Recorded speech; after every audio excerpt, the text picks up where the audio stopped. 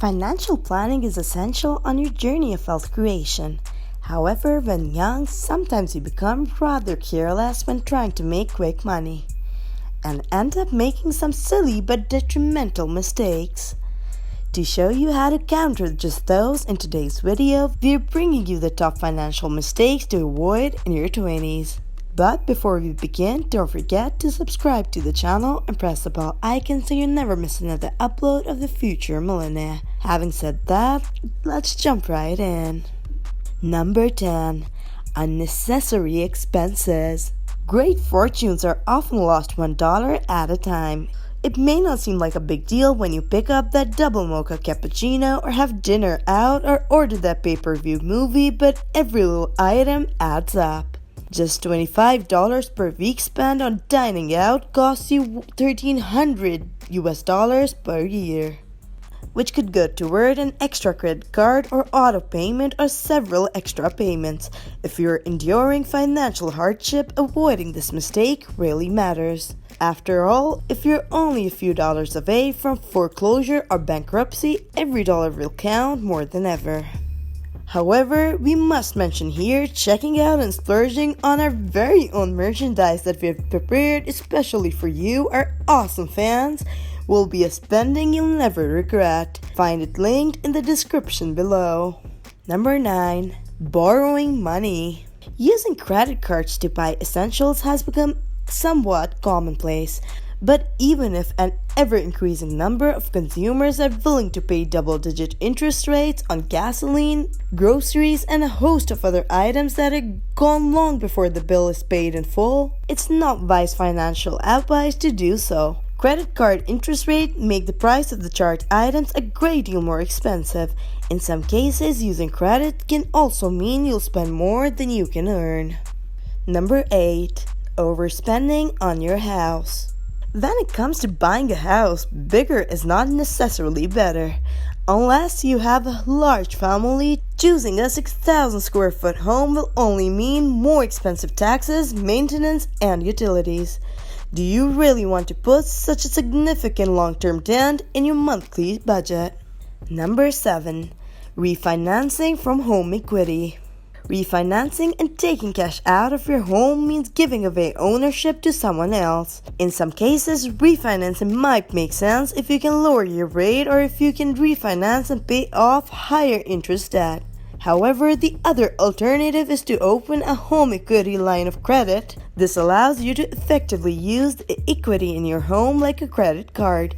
This could mean paying unnecessary interest for the sake of using your home equity line of credit. Number 6. Unnecessary buying of new cars. Millions of new cars are sold each year, although few buyers can afford to pay for them in cash. However, the inability to pay cash for a new car can also mean an inability to afford the car. After all, being able to afford the payment is not the same as being able to afford the car. Furthermore, by borrowing money to buy a car, the consumer pays interest on a depreciating asset, which amplifies the difference between the value of the car and the price paid for it. Worse yet, many people trade in their cars every 2 or 3 years and lose money on every trade. Number 5. Increasing service payments. Ask yourself if you really need items that keep you paying every month, year after year. Things like cable television, music services, or high-end gym memberships can force you to pay unceasingly but leave you owning nothing. When money is tight or you just want to save more, creating a leaner lifestyle can go a long way to fattening your savings and cushioning yourself from financial hardship. Number 4. Living hand-to-mouth.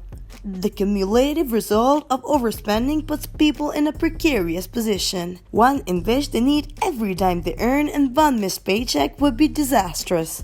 This is not the position you want to find yourself in when an economic recession hits.